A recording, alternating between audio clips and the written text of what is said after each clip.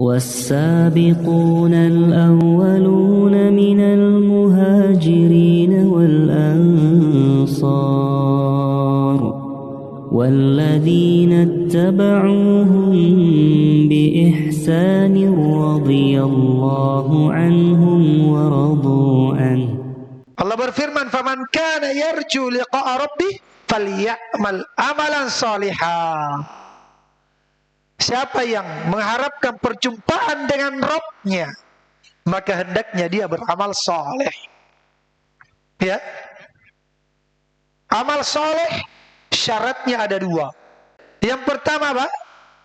Al-ikhlas lillahi subhanahu wa ta'ala. Ketika dia beramal ikhlas, cuma mencari ridha Allah. Bukan karena guru, bukan karena orang tua, bukan karena ada orang di samping kita yang memandang, mendengar, akhirnya dia nyaringkan ya bacaan Al-Qur'annya. Bukan. Ikhlas karena Allah. Mencari ridha Allah, mengharapkan perjumpaan, memandang wajah Allah Subhanahu wa taala. Yang kedua apa? Syaratnya al-mutaba'ah.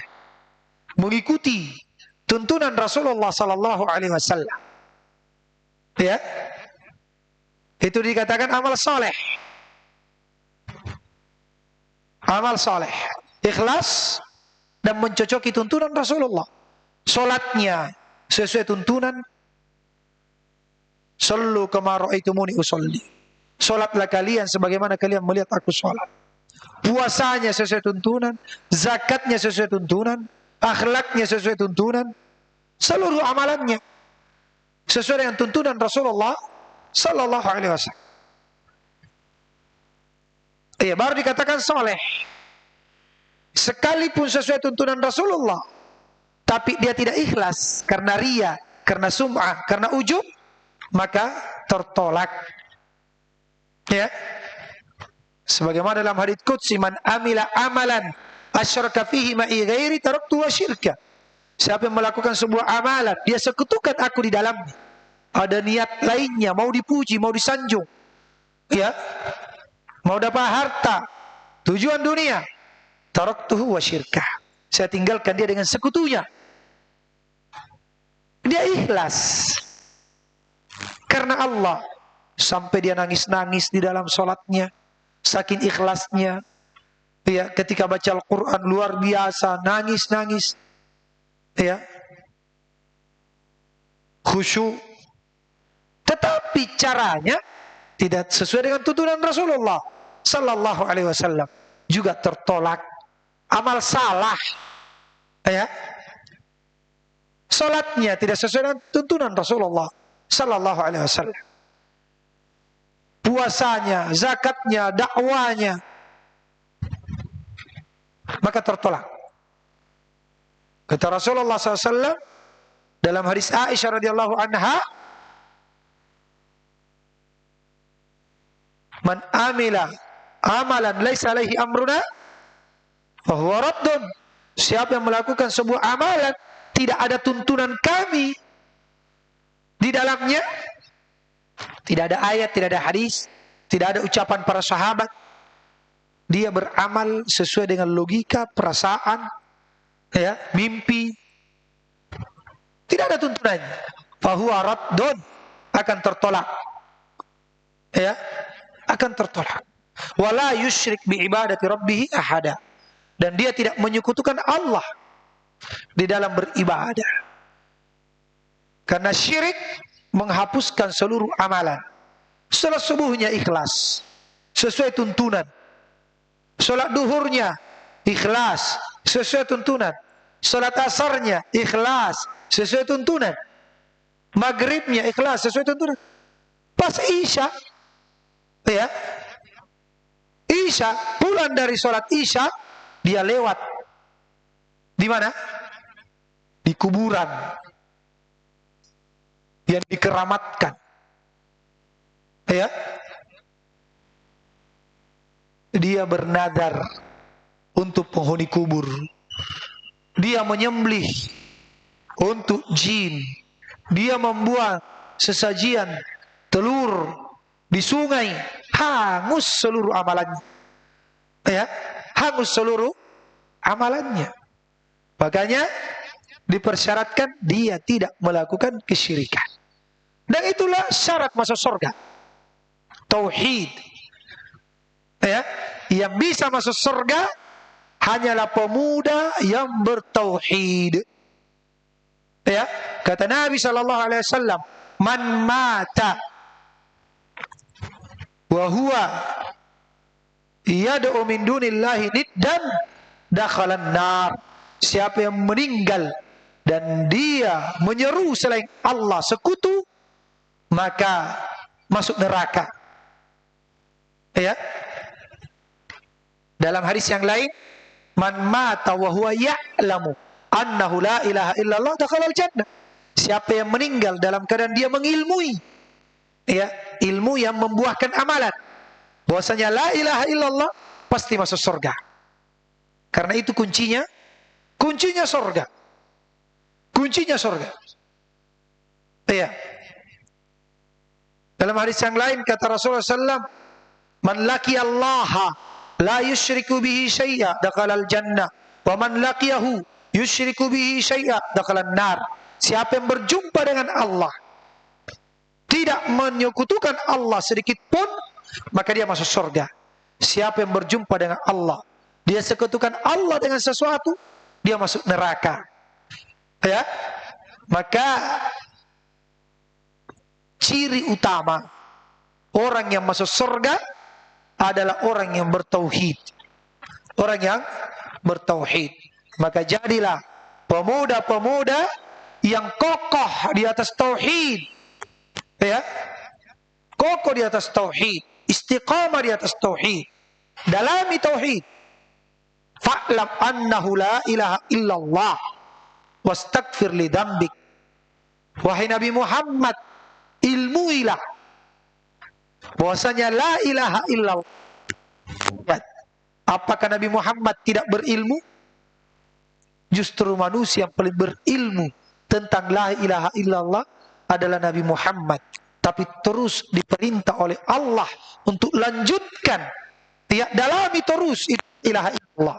Karena ini ilmu yang sangat luas. Ilmu ini sangat luas sekali. Ya. Luar biasa ilmu ini. Sangat dalam maknanya.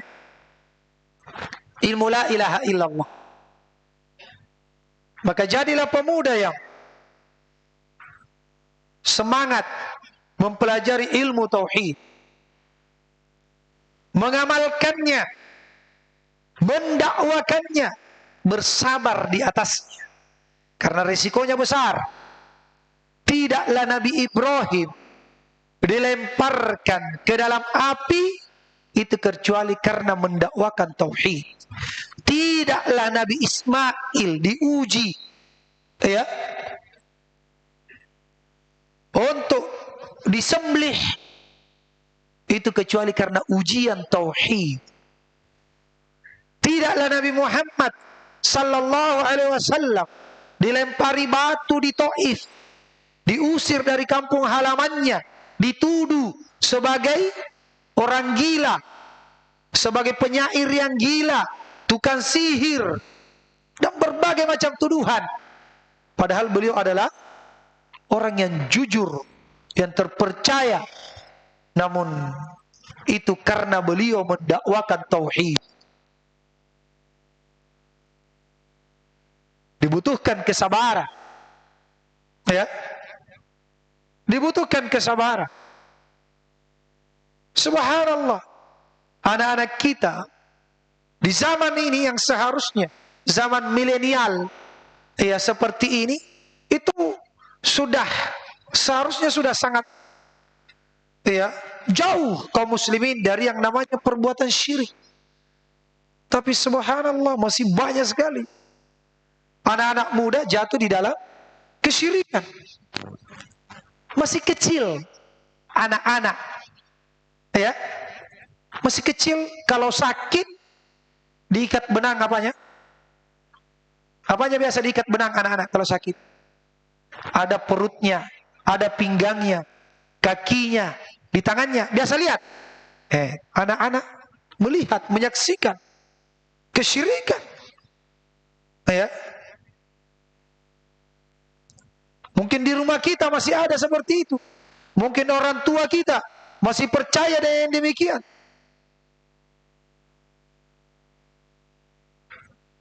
Allahul musta'an. Anak-anak muda banyak yang percaya dengan namanya apa? Ramalan bintang. Iya. Masih banyak kan? Bintangnya Leo. Ya. Cancer. Apa lagi? Tidak tahu. Anak-anak muda. Ya. Percaya dengan zodiak. Ya kan? Masih banyak. Bahkan dia tunggui kapan acaranya tampil, ya kan? Dia baca, dia yakini. Iya, pekan ini yang lahir, yang bintangnya ini untuk pekan ini, ya, dia akan putus dari pacarnya.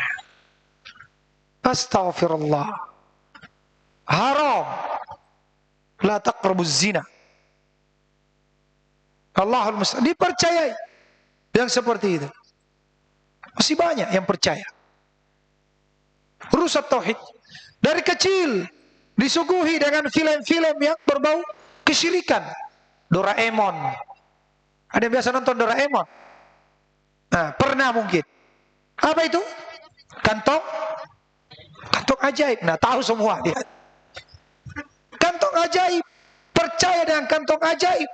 Akhirnya dia jalan, dia cari kantong-kantong. Dia lihat kantong Indomaret, jangan-jangan kantong ajaib ini. Dia lagi butuh sesuatu. Ya, kesyirikan. Percaya dengan kantong-kantong. Yang ajaib itu cuma cerita dongeng. Ya, kesyirikan. Cara Harry Potter, ya, yang sihir-sihir. Apalagi itu yang digandrungi oleh anak-anak. Banyak film-film kartun yang berbau kesyirikan. Banyak sekali. Karena yang bikin orang Jepang. Banyak. Ya kan? Punya tenaga angin lah, tenaga apa lagi? Ya. Avatar. Itu semua kesyirikan. Anak-anak dicekoki dari kecil. Rusak akidahnya, tauhidnya dengan film-film. Ya. Kalau ingin masuk surga, menjadi pemuda-pemuda yang insya Allah akan menjadi penghuni surga, harus bersih akidah kita dari segala bentuk noda-noda kesyirikan dan kerusakan akidah yang merusak iman. Ya. Al-imanu bid'un wa sab'una syu'bah. A'laha qawlu la ilaha illallah. Iman itu ada 73 sampai 79 cabang. Yang paling tingginya adalah la ilaha illallah, tauhid. Ini yang harus dijaga. Ya. Ini yang harus dijaga. Kemudian ikhwani fiddin rahimani wa rahimakumullah, di dalam ayat yang saya bacakan tadi dalam surah Al-Imran, ya, itu kelanjutan ayatnya menerangkan sifat-sifat orang-orang yang bertakwa yang disiapkan untuk mereka surga. Qala Allah Ta'ala, alladzina yunfiquna fis sarra'i wad dharra wal kadhibina al ghaidh wal 'afina 'anil nas wallahu yuhibbul muhsinin.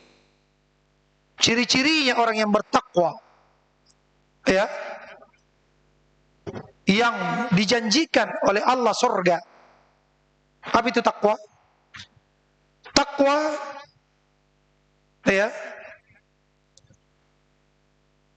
takwa adalah, kalau Abdullah bin Mas'ud radhiyallahu an menafsirkan takwa Allah, ayyudhkar wa la yunsa, wa yuta' wa la yu'sa, wa yushkar wa la yukfar.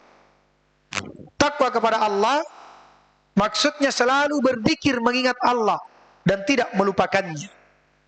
Ya, selalu taat dan tidak bermaksiat. Selalu bersyukur dan tidak kufur.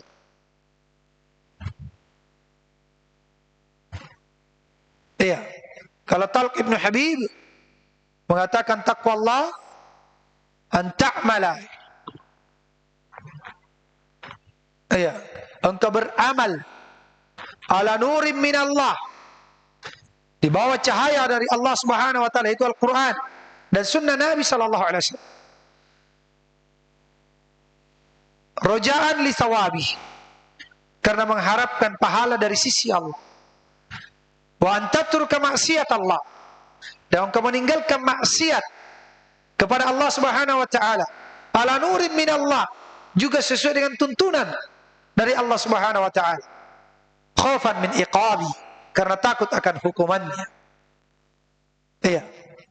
Kemudian di dalam ayat ini dirinci sifat-sifatnya oleh Allah, orang yang bertakwa. Di dalam surah Al-Imran ayat 134, qala Allah Ta'ala, alladzina yunfiquna fis sarra'i wat dharra. Sifatnya orang-orang yang menginfakkan hartanya, ya, dalam keadaan dia lapang atau dalam keadaan dia susah. Bukan cuma lapang saja. Kalau dia lapang, banyak-banyak dia sumbangkan. Tapi kalau dia sempit, ya, sekalipun dia miskin, tetap dia berbagi. Dia tidak menganggap kecil, tidak menganggap remeh, ya, sedekahnya. Apa yang dia mampu, sekecil apapun itu. Walaupun sekedar memperbanyak kuah ikannya, kuah sayurnya, kemudian dibagi kepada tetangga. Ya, sekedar dia perbanyak sayurnya, kemudian dia bagi kepada tetangga. Dia tanam kelor, ya, banyak-banyak, kemudian dia bebaskan tetangganya ambil. Dia tidak pernah berhenti dari bersedekah, sekalipun dia apa? Dia susah. Kalau lagi banyak dia sedekah. Kalau lagi sempit, tidak berhenti. Sekecil apapun dia tetap bersedekah. Itu cirinya. Ya. Alladzina yunfiquna fis sarra'i wad dharra wal kadhiminal ghaidh, dan orang yang menahan emosinya, amarahnya. Ya. Dia menahan amarahnya. Padahal itu tabiat manusia. Ada yang bikin jengkel, ada yang bikin emosi. Ya, dia dizolimi, diambil hartanya, dia direndahkan, dia dihina, dicaci maki. Wajar, manusiawi ketika dia marah.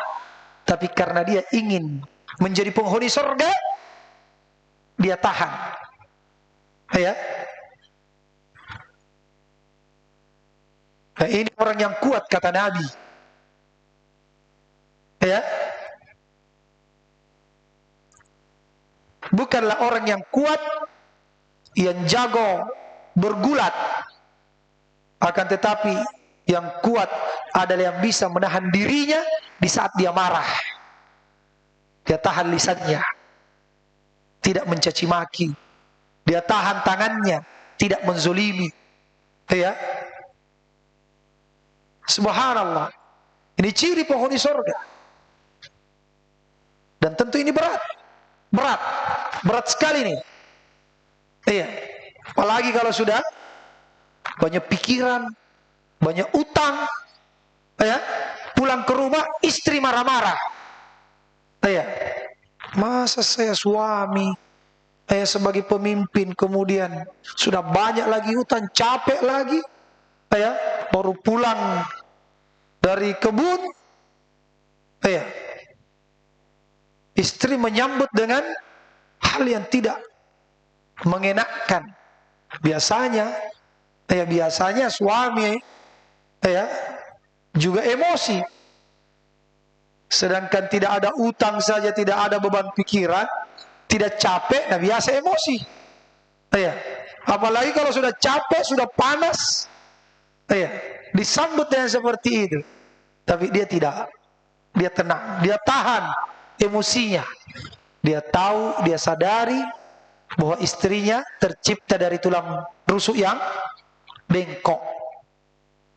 Iya. Dia sabar. Dia cari waktu yang tepat untuk menasihati. Wah, ini luar biasa ya. Yang bisa seperti ya, menahan amarah. Bukan berarti tidak marah ya, sama sekali. Ya. Ada hal-hal yang memang kita harus marah. Ya. Pada perkara-perkara yang disyariatkan. Melihat kemungkaran di rumah, di bawah kekuasaan kita, di bawah tanggung jawab kita harus marah. Ya. Tetapi di sini caranya adalah urusan-urusan dunia. Urusan-urusan dunia, mungkin dia dizolimi. Iya, itu manusiawi ketika dia marah. Tetapi karena dia ingin masuk ke dalam surga, dia tahan amarah. Iya, tenang. Dia selesaikan masalahnya tanpa harus ya meluapkan emosinya. Karena kalau sudah emosi, sudah marah, biasanya syaitan mempermainkannya. Ya, akhirnya sembarang yang dia ucapkan tidak terkontrol lagi, naudzubillah. Ya. Wal afina 'anil nas. Ini penjelasan yang lebih detail lagi. Ya. Bahwa dia memaafkan manusia. Dia memaafkan kesalahan orang. Berlapang dada. Nah, ini berat. Ya. Berat memiliki sifat seperti ini. Berlapang dada. Dia memaafkan kesalahan orang. Apalagi kalau dia sudah dizolimi, ya, diambil hartanya, orang tersebut tidak merasa bersalah,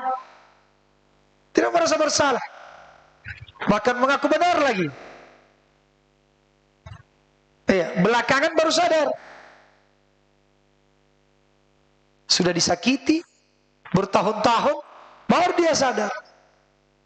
Orang tersebut dia bilang, sejak awal saya sudah memaafkanmu. Masya Allah. Sejak awal masalah ini saya sudah memaafkan. Ini jarang orang yang kita jumpai seperti ini. Ya, orang-orang yang memiliki jiwa besar, ya, berlapang dada, memaafkan kesalahan manusia. Kenapa bisa seperti itu? Ya karena kerinduannya terhadap surga. Kerinduannya akan maafnya Allah Subhanahu wa taala atasnya. Karena dia tahu bahwa siapa yang memaafkan manusia, maka Allah akan memaafkannya. Siapa yang memaafkan manusia, maka Allah akan memaafkannya. Wallahu yuhibbul muhsinin. Dan Allah mencintai orang-orang yang berbuat ihsan. Berbuat ihsan kepada Allah dan berbuat ihsan kepada makhluk. Ya, berbuat ihsan kepada Allah, ya, bisa dengan apa? Dengan meraqabah, senantiasa merasa dilihat. Ya, atau seakan-akan dia melihat Allah. Kalau tidak mampu, maka dia merasa ya selalu diperhatikan dan dilihat oleh Allah Subhanahu wa taala. Ihsan di dalam beribadah kepada Allah. Dia ikhlas dan mencocoki tuntunan Rasulullah sallallahu alaihi wasallam, dan juga ihsan kepada makhluk. Ya, dengan melakukan apa yang dia mampu dari kebaikan, dia berikan kepada orang lain dalam hal dunia atau dalam hal agama. Dalam hal dunia, dari hartanya, dari tenaganya, dari pikirannya, dia bantu urusan-urusan dunia kaum muslimin. Ya, atau dalam urusan agama, amar ma'ruf nahi munkar, berdakwah di jalan Allah, menyelamatkan manusia dari kesyirikan, ia mengajak kepada tauhid, memperingatkan manusia dari bid'ah, mengajak kepada sunnah, menjelaskan yang halal dan yang haram. Ya, ini bentuk ihsan, dan ini adalah sebaik-baik ihsan. Sebaik-baik berbuat baik Inilah wa man ahsanu qawlan mimman da'a ila Allahi wa amila solihah. Dan siapa lagi yang lebih baik? Tidak ada lagi yang lebih baik ucapannya dibanding orang-orang yang mengajak, menyeru kepada Allah Subhanahu wa taala, kepada tauhid. Iya, kepada tauhid. Dan dia beramal saleh. Maka Allah Subhanahu wa taala mencintai orang-orang yang muhsin. Yang mereka lah yang menjadi apa? Iya, penghuni surga. Walladzina idza fa'alu fahishatan aw dhalamu anfusahum dzakarallah fastaghfiru lidunubihim wa man yaghfiru dzunuba illa Allah wa lam yusirru ala ma fa'alu wa hum ya'lamun. Dan ini diantara cirinya penghuni surga. Dan orang-orang yang apabila mereka melakukan kekejian, ya, aw dhalamu anfusahum, atau dia menzalimi dirinya dengan melakukan maksiat, melakukan dosa, dzakarullah, dia segera mengingat Allah. Jadi bukan penghuni surga itu yang tidak pernah berbuat dosa, bukan. Iya. Mereka juga pendosa. Bahkan banyak dosanya. Tapi karena dosanya dia masuk surga. Kok bisa? Gara-gara dosanya dia masuk surga. Iya, dia berdosa, dia sadar, dia bertobat dengan tobatan nasuha. Akhirnya masuk surga. Nabi Adam itu dulu sebelum berdosa, sebelum melanggar, surganya di mana? Surganya di bawah. Yang dimasuki oleh Nabi Adam. Makanya hadis tadi, a'datul ibadiyas sholihin, saya mempersiapkan untuk hamba yang soleh, ya, kenikmatan yang tidak pernah dilihat oleh mata, tidak pernah didengar oleh telinga, bukan surga yang dimasuki oleh Nabi Adam, kata para ulama. Karena kalau yang dimasuki oleh Nabi Adam sudah pernah dilihat, ya, sudah pernah dilihat oleh Nabi Adam, sudah pernah masuk. Bukan surga itu yang dijanjikan, ya. Maka kata para ulama, Nabi Adam sebelum berdosa di mana tempatnya? Di surga yang di bawah. Tapi setelah berdosa, diturunkan ke bumi, beliau bertobat dengan tobat nasuha, diberikan surga yang tinggi. Maka jangan pernah menghina, jangan pernah merendahkan orang yang jatuh di dalam dosa, ya. Karena bisa jadi dengan dosa tersebut dia jadi mulia di sisi Allah Subhanahu wa taala. Kapan? Ketika dia bertobat dengan tobatan nasuha. Bukan berarti kita sengaja berdosa, ya. Kalau orang yang beriman itu tidak pernah ridho dengan dosa, tidak pernah ridho. Tapi namanya manusia. Kata Nabi SAW, kullu bani Adam khatta'un wa khairu khatta'in at-tawwabun. Seluruh anak cucu Adam khata', sigo mubalaghah, banyak sekali salahnya, banyak sekali. Biar lagi ustad, biar dai, ya. Maka jangan berguru kepada ustadz yang tidak ada dosanya, karena bukan ustadz itu, ya. Karena selama dia masih ustadz, pasti ada dosanya, pasti ada banyak, ada kesalahannya, karena dia manusia, iya, dia manusia. Kata Syekh, ya, Muhammad bin Abdul Wahab Al-Lusabi rahimahullahu ta'ala, salah satu muhadarahnya di Yaman ketika itu, kata beliau, andai kata dakwah ini hanya dilakukan oleh orang yang tidak berdosa, maka dakwah ini akan terputus setelah Nabi Muhammad meninggal. Ya, andai kata dakwah ini hanya dilakukan oleh orang yang tidak berdosa, maka dakwah ini terputus setelah Nabi Muhammad meninggal. Kenapa? Karena yang maksum cuma Cuma Nabi Muhammad sallallahu alaihi wasallam. Iya. Adapun setelahnya para dai, para ustaz, mereka jatuh di dalam dosa, banyak melakukan dosa. Hanya saja bedanya mereka insya Allah kebanyakannya orang-orang yang takut kepada Allah, tidak pernah ridha dengan dosa-dosanya. Dan itulah ulama. Innama yakhsyallaha min ibadihi al-ulama. Hanyalah yang takut kepada Rabbnya itu adalah orang yang berilmu. Ya, orang yang berilmu. Kata Allah Subhanahu wa taala, innamal mu'minuna alladzina idza dzukirallah wajilat qulubuhum wa idza tuliyat alaihim ayatuhu zadatuhum imana wa ala rabbihim yatawakkalun. Hanyalah orang yang beriman itu, ya, apabila disebut nama Allah, hati mereka bergetar. Ya, dia jatuh dalam dosa. Dia melakukan maksiat. Kita katakan ittaqillah. Takut kamu kepada Allah. Langsung dia berhenti. Astagfirullah. Ya, itu ulama. Itulah alim. Itulah sebenarnya penghafal Al-Quran. Jadi kalau ada penghafal Al-Quran melakukan dosa, melakukan maksiat, dinasehati, tidak mau berhenti dari maksiat, nah itu bukan penghafal, ya, yang sebenarnya. Bukan penghafal Al-Quran yang sebenarnya. Bukan ulama yang sebenarnya. Walaupun dia cuma hafal surah Al-Fatihah, tapi kalau dia jatuh dalam dosa, diingatkan, disebut nama Allah, ittaqillah, takut kamu kepada Allah, dia langsung bergetar hatinya, takut kepada Allah Subhanahu wa taala, berhenti dari maksiat.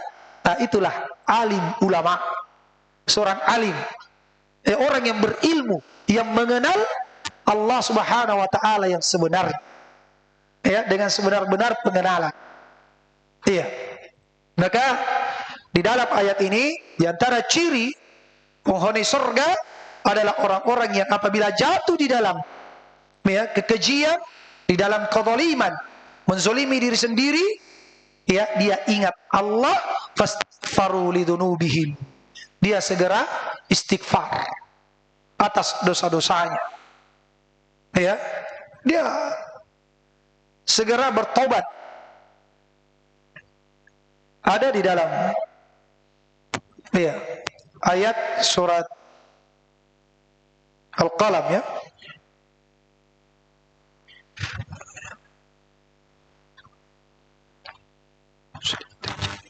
Apa ayatnya? Wa uzlifatil jannatu lil muttaqina ghairu ba'id. Apa lagi? Siapa yang Hada ma tu'aduna likulli awwabin hafid. Ya, hada ma tu'aduna likulli awwab. Ya, kata para ulama, awwab itu adalah orang yang berdosa kemudian dia bertobat. Awwab di sini sering melakukan dosa tapi sering dia bertobat kepada Allah. Ya, jujur dia bertobat kepada Allah. Nah, ini nasihat kepada anak-anak saya sekalian, anak-anakku sekalian.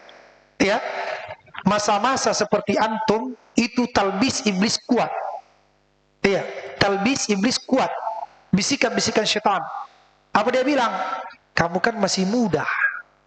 Ya, lebih baik jadi mantan preman dibanding mantan ustad. Ya, daripada kamu jadi mantan ustad pergi mondok, kemudian setelah itu karena kamu masih muda terpengaruh dengan pergaulan, kan tidak bagus didengar cerita di masyarakat. Kalau mantan ustad, mending kamu jadi preman dulu sekarang, kan kamu masih muda. Iya, dan itu banyak sekali pemuda menunda-nunda taubat gara-gara talbis iblis seperti itu. Ya, apalagi kalau sudah 2 kali sudah bertobat kembali lagi, aduh, malu saya seperti ini, mending sekalian bermaksiat saja dulu, nanti baru bertobat. Lagian juga saya masih muda. Nah, hati-hati, itu talbis dari iblis. Dari sekarang harus jadi apa? Iya, jadi orang yang saleh. Iya, jadi ustaz. Silahkan jatuh dalam dosa, bertobat. Jatuh dalam dosa, bertobat. Allah tidak akan pernah putus asa dan tidak akan pernah bosan untuk menerima tobat kita sampai kita yang bosan untuk bertobat kepada Allah. Ya. Sampai kita yang bosan bertobat kepada Allah Subhanahu wa taala. Iya. Dan itu bukan cuma anak muda, orang tua juga banyak yang akhirnya futur, meninggalkan majelis karena sudah 2 kali pernah futur, akhirnya bilang nanti pergi sekalian. Ya, malu-malu saya kadang. Oh, jatuh lagi, kembali jatuh lagi. Ya. Subhanallah. Jadi awal dia itu banyak melakukan dosa tapi segera bertobat. Dia berdosa segera bertobat. Kenapa? Karena tabiat manusia memang ya jatuh di dalam dosa. Yang penting jamaah sekalian, dia tidak ridha dengan maksiat tersebut dan terus dia berusaha untuk bertekad dia meninggalkan dosa dan maksiat itu. Segera bertobat. Dia ingat lagi bertobat, istighfar lagi. Semoga dengan itu dia husnul khatimah, meninggal dalam keadaan dia bertobat.